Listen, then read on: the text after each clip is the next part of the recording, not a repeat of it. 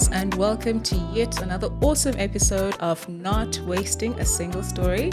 I'm your hostess, with certainly the mostest, Dr. Gamuchirai Mutezo. Today, we're looking at a very interesting component of the waste management spectrum, and that's converting waste into animal feed. I found this interesting because it's only 3-4 years back that I realized it's an actual thing. And it was through having a conversation with a friend. The more I read about organic waste to animal feed, the more I got intrigued. And lo and behold, I came across this lovely gentleman who actually does that kind of work. I'm like, this is a person I need to befriend so that I can really appreciate what is this thing and how it operates. Bandile, I'm really delighted to have you on the #Green Couch. Thank you so much for coming. Thank you for welcoming me and inviting me here. Great. Now, as I've told you, this is a conversation, okay? I want to know a little more about you. Who are you? What did you study? And how on earth did you find yourself in waste management? Well, that's actually quite a long story.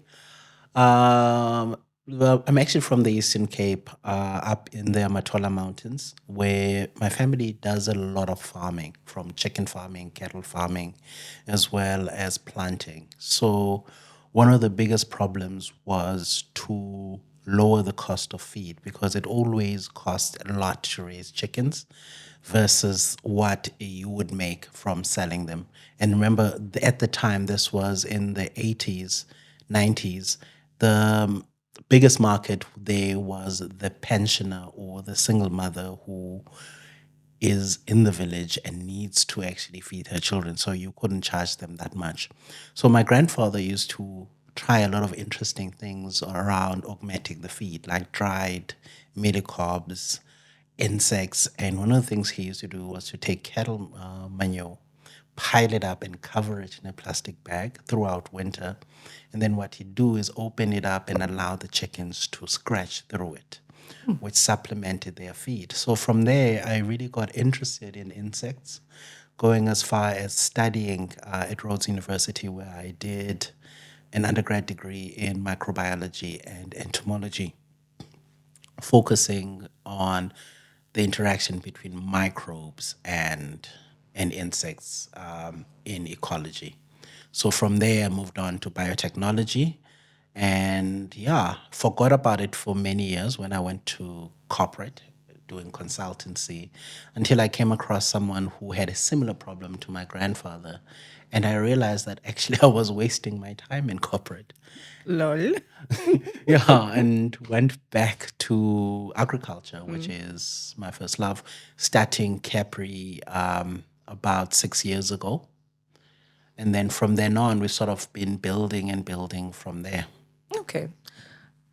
Is this a conversation that you grew up having in the family that, hey, granddad, hey, mom, I want to make animal feed from waste? Or is it something you got exposed to when you got to tertiary? Well, it's one of those things that where this was happening, but there was no conversation. Yeah. In that it was normal that you, in order to supplement feed, you actually have to create a scratching pad for the chickens, and you needed to use the resources that were available in the farm for that. So to be able to do that, it was quite natural. For me, the clicking was when I was outside of varsity, when I was learning. Because I remember one of my third year project was focused on using insects, the use of insects in the economy.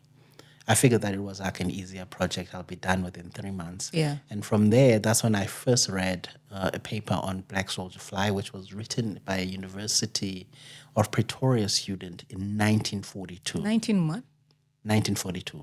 So in 1942, this student, the name I've just forgotten, saw that there was going to be a time where the price of fuel was going to increase. So imports such as soya and fish meal would be so high that we needed an alternative. And he proposed grasshoppers, fly larvae, as well as other inputs as protein. So Everyone forgot about that in 1942 until the Chinese started doing it in 1990s, and then South Africa started doing it in the 2000s. Yeah. And I suppose it's actually on that premise of this podcast and many others that we want to have the conversations around waste, urban energy, planning, because these are the realities that we're facing on a daily basis. And the mindsets towards opportunities within the value chain are unknown unless we actually talk about it and people are able to relate to it. So I'm hoping that in the year 30,040, if there's such a thing, this conversations will also inspire those at that time to continue being innovators as you've done with the animal feed. Now, earlier you mentioned some big words, entomology, stuff like that. Basically, biology. Yes. What were you saying? What's what? Okay, biology. So, well, it all goes under biology. Okay. One is entomology, which is a focus on insects and human interactions. So whether Okay. they are, we use them, whether they attack us as disease carriers, whether they're important like bees in terms of food, because insects are quite critical to our survival as human beings. Fascinating. So I must not chase away flies.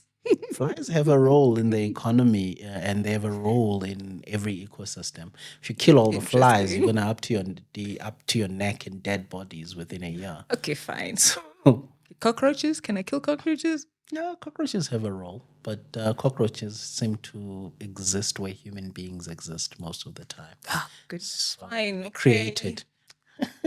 Can't get rid of them. Please continue.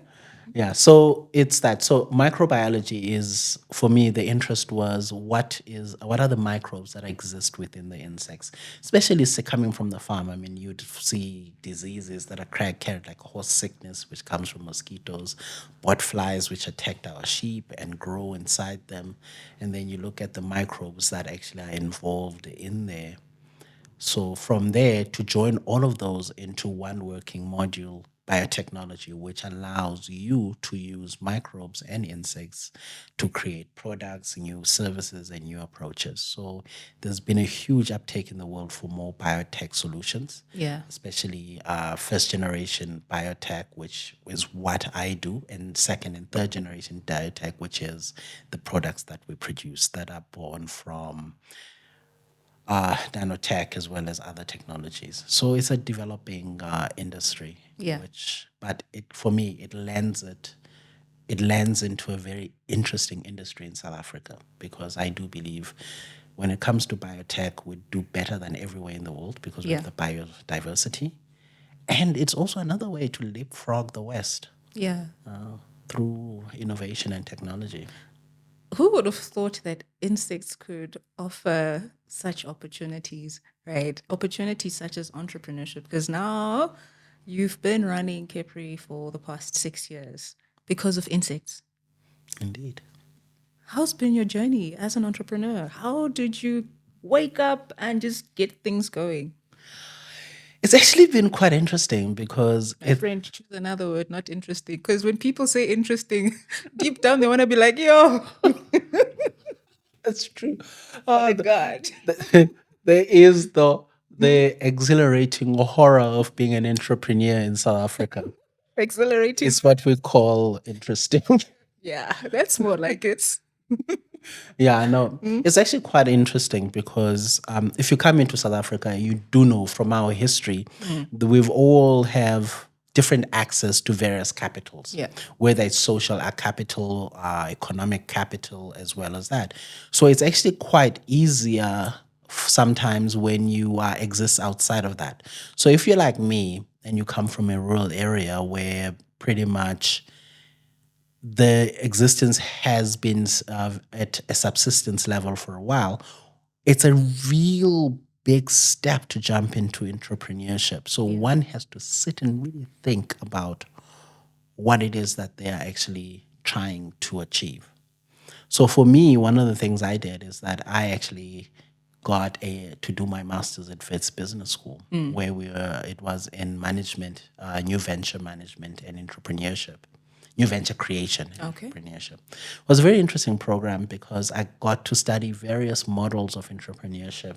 In the end, I actually had to do a research project. And the research project for me was, how would one finance a biotech company? Because it costs a lot of money. You do R&D, research, and all of that. We see these things in movies. When you finance a biotech company, it looks so fancy with the equipment. Now you have to do this in Africa. You have to pay for every one of those Damn. and all of that. So it really was hairy. So the entire master's year for me was to create a model. The model of starting a biotech company when broke. That's how I explained it to my daughter at the time. It was like, how do you start a company when you have no money? Yeah. So it was really putting together a model where government support, private sector support, whether it's downstream of the process, in other words, from the product, who was going to buy the product, or upstream, who's going to provide the equipment, the financing that leads that. So from there, it was actually following that cookbook and understanding that if I do it that way, it would take a bit longer, but it would also lower the costs of entry. So one of the things that I've done is from then on started mentoring other entrepreneurs based on the same model. Yeah. And then getting them to really put together a proper funding plan for every stage. Because one of the things that we sometimes do, I notice I do this thinking to myself where there's this self-defeat that happens. When I want to start a business, but I have no money. But what is it that I have? I am in Africa. I'm African.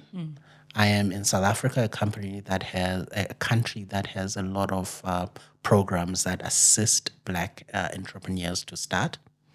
I also exist in Africa where there's a need for industry to transform. Yeah. So to be able to put together a package that speaks to those, that will lower the costs of entry into the market, as well as stretch me enough so that I keep being engaged. Yeah. So that's pretty much how we've built Capri. Okay. Let's delve into this a little more. There are two components I'll put on the table. There's the component of, how do I know which insect will make money for me? Do I need to know a person like you who's got a biotech background, or can I watch YouTube videos? That's one. Then the second element linked to it is convincing some of these role players that your chosen insect can make the money, because eventually there will be that conversation of, what's the return? How can a cockroach make money for me? Indeed. That's actually interesting in there. That's where I think for me, being from a biotech background and having an understanding of that, of the farming side of it, and it became easier to have the conversation. Because if I go to Peter, who has chickens, and say, it costs you X amount to raise your chickens. And the reason it costs X amount is because you have to pay A, B, C. Right? I'm trying to simplify it Yeah. so these ingredients, these inputs are necessary. I have a product that I can bring that can remove your need for 1, 2, so your production will be cheaper, you'll make more money. And here's a free 5 kgs. Come back to me and after a week and tell me if it's made a difference. Okay. So that's the client side. Yeah. On the other side, you actually need to find now a business that has a problem. So one of our first clients was an abattoir in Mogale City. I happened to be at the CSIR for a meeting, for a testing meeting, and walked across the room, and there was a meeting of the abattoir sector, and someone was making a presentation on waste problems in the abattoir sector. So as I was sitting there and I sat down and they were talking, I was like, okay, cool. I know something about abattoirs. I mean, we used to take chickens to the abattoirs and whatever. I know something about abattoir waste, but this is interesting to notice what problems there are. So I'm in a space where these people are talking about their product problems. And you're like, I'm like, so So I went to the man, Mr. Gus Farquharson. He's retired now. I have to always drop his name because he humored me. So I went to him and spoke to him about, listen, really interesting talk and whatever. Have you actually ever tried using insects to deal with your problems? He's like, everyone comes with a story about this and whatever and whatever. I was like, okay, can I arrange a meeting with you? He's like, yeah, but I don't think this thing is going to work and whatever. I was like, okay, guys, cool. So I basically go and do a research on Gus, what he studied, a UP graduate who was like really expert, is seen as a person who's known. And then finding out that he had a waste license, went on Google to check the business. I noticed it had a really large area that was not being used on the other side. And it was on the news because it was once damaged by a storm. So I went to him with a proposal. Listen, I can come set up here. It's not going to cost you anything. I'm going to be treating your waste. And whatever rand, you're going to charge me rental, X amount. So whatever rand of waste that I do, because we're going to price your waste at X amount. Yeah. So if I manage to actually beat my rental, then I stay for free for as long as that goes. Yeah. So he was like, yeah, thinking that it was going to be a month. So a year later, we had actually registered products. We were there, we were running, and we were solving his problems. And when COVID hit and the abattoir was sold, we moved from there to a farm. Again, same process. Yeah. We can help you feed your pigs, feed your chickens, and deal with the utilization of space here. And then the farmer said yes. So even now, we've actually graduated to working with bigger companies. Again, it's always been about focusing on what is the problem that they have and how can we provide a solution that automatically goes into their bottom line. They need to see first month, there's a difference. Yeah. And then you can move in from there. And also being able to, a friend of mine actually who does philosophy says that you should be able to eat and sleep philosophy, even though you might lack food. That is very philosophical. You need to be able to eat and sleep philosophy, even though you may lack food. Indeed. Fascinating. Please Google that. Lord. Sorry. Yeah, so what that means for him is simply this. You have an idea. You have an idea that your system works. You need to believe in it enough to risk it and have that belief sustain you when you make the mistakes, when the results are not coming as they're supposed to, and always be able to focus on what it is that you want to achieve and then flow towards there. I So almost feel so inspired right now. Sorry, continue. perfect. Yeah, so pretty much Capri has been that. We've been working, been a lot of setbacks, as you know, within a resource poor environment like South Africa. Yeah. There's been a lot of changes in the market. There's been a lot of changes in the rules. There's been a lot of heartbreak and some really good victories within there. Let's speak a little bit about the heartbreak because as entrepreneurs in the green economy, right? When you open up your LinkedIn, it's accolades upon accolades, and it's lovely. It's lovely that we celebrate people's stories and achievements. Seldom do we actually get to hear the heaven, Father God, Jesus Christ. You know what? Those stories just to remind us that, hey, there's a human being behind this. What have been some of your worst, if not best, molding cases? Probably the most heartbreaking thing that happened was during just after COVID when we had closed for COVID and we were slow. The first week that we decided, okay, we're going to start opening up slowly, there was riots and people went in and stole our equipment and broke. It was really weird coming into our facility and looking around and going, oh, flip. What are we going to do now? And it was really strange because we decided because we were actually mothballing everything to cut back on the insurance, to cut back on everything. So it was literally on our shoulders to do that. So that was the heartbreak. The most heartwarming thing that happened after that process is a company that we had been talking to for about a period of 2 years where they hadn't decided on what to do, and they promptly told us that they were not really interested in our solution, and called us and says, hey, are you ready? We're gonna go. So it went from flip, we are in a deep, and to wow, there's hope. Yeah. And that company assisted us because they said, okay, cool, we can fund you to get up so that we can actually work. We'll just give you a loan, and then you're there. So we actually did it from that. The disappointment was that at times, though, the company is willing, you don't have the resources to meet. So we're lucky that they said, we want you on board and we're willing to help you get there. Okay, that's a heartbreak story, but it ended up well. Yeah, it is. We're not looking for the well part.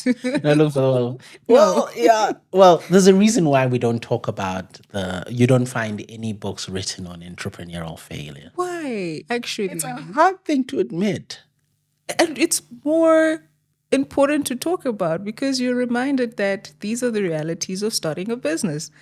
The kind of challenges you'd find in a different sector versus what you find in our sector, you may think you're the only one in that space, right? Because at the end of the day, you miss out on those opportunities of realizing that you can actually have opportunities from a fly. Who knew flies? People are setting up businesses with flies. Fascinating. But again, if you are not talking about the challenges and sharing a gin and tonic over it, are we going to grow the space? Are we going to grow our industry? I think it's more cultural than anything. We're in a society, think about it. Okay. My parents, my mother was a teacher, and my father started off as a teacher and went on to other things. Yeah. The entire family outlook was you're going to go from the village, finish your high school, and then go to Fort Hare to study teaching, lawyer, or what, pre-med. Engineering? Not at Fort Hare. Accounting? Yeah, you could do accounting and all of these things, but you were geared towards a job. Yeah.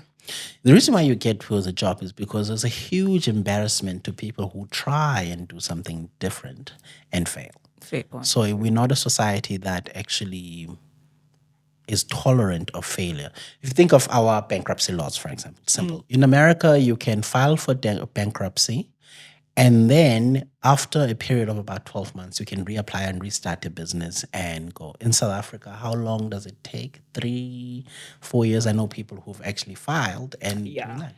Because we get penalized for failure because our society was not designed around entrepreneurship. It wasn't designed around risk.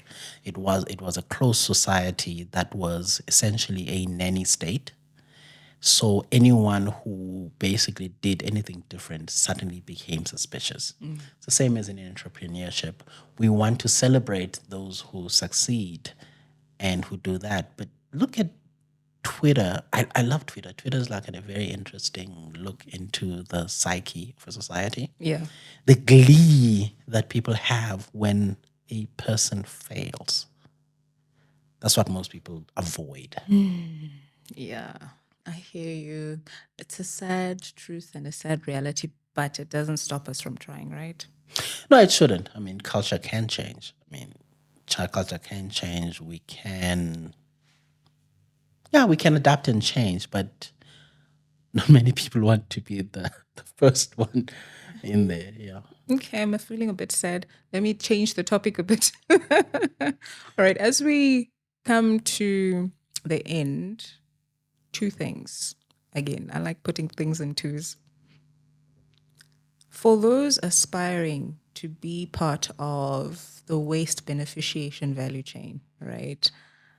Where within the animal feed value chain specifically are untapped opportunities? Because right now we're talking a lot about black soldier flies, we're talking a lot about the vermicompost element, but there could be more that we don't know about. Yeah, there's a lot of opportunities that are there, and also for me, the most interesting ones are the ones that exist on the conservation space. Interesting. Throughout Okay. Southern Africa, everyone actually, most people who are inland and closer to the Tropic of Capricorn, eat mopane worms. Yeah.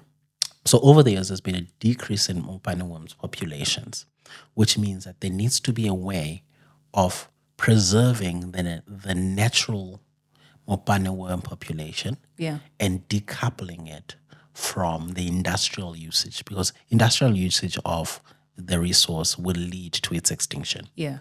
So there's a space there for people who can find a cheaper way of rearing commercial scale mopane worms. Fascinating.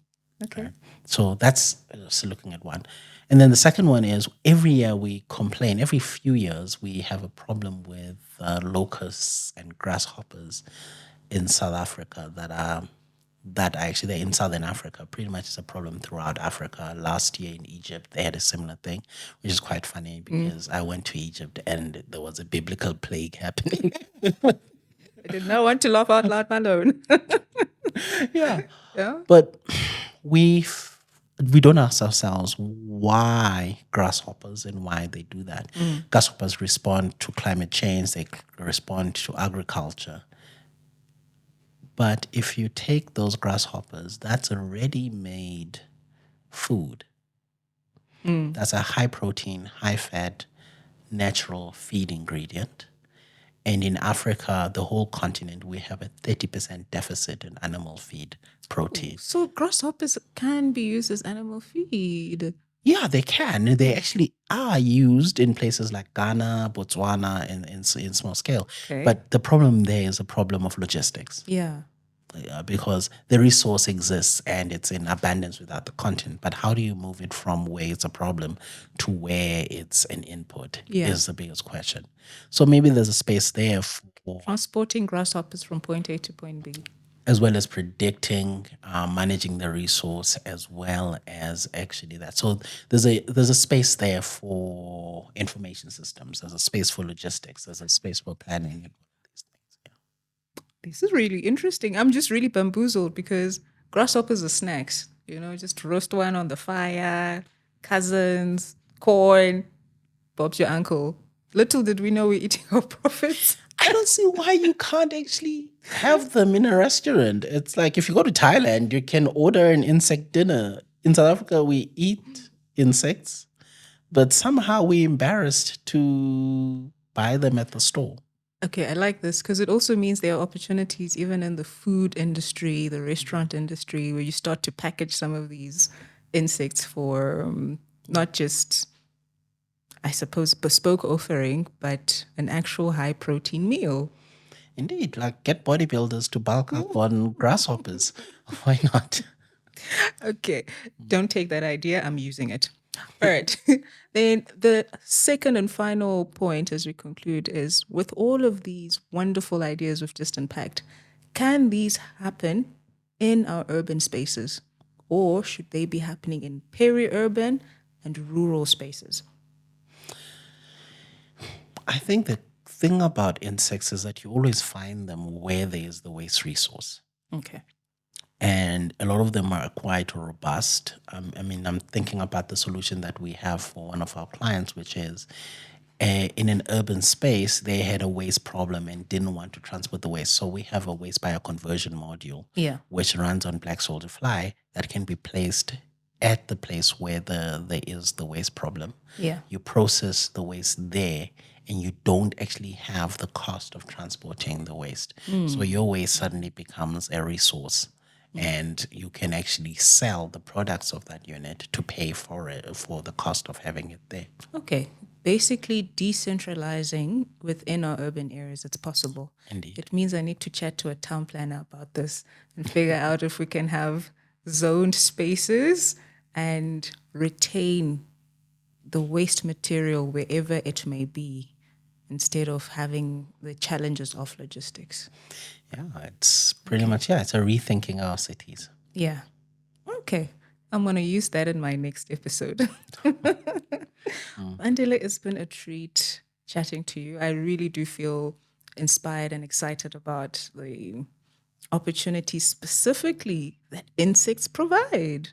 And you've really debunked some of the myths around these big words of entomology and biotechnology and entrepreneurship all linked up. So I'm hoping that our guests, listeners, viewers will certainly be able to draw a lot of insight from this and possibly reach out to you as well and find out how they can also explore not just the entrepreneurial ventures that come with it, but it's an entire linkage to a circular economy. It's an entire linkage to climate change. And most importantly, we're just being reminded that when all else fails, go back to nature.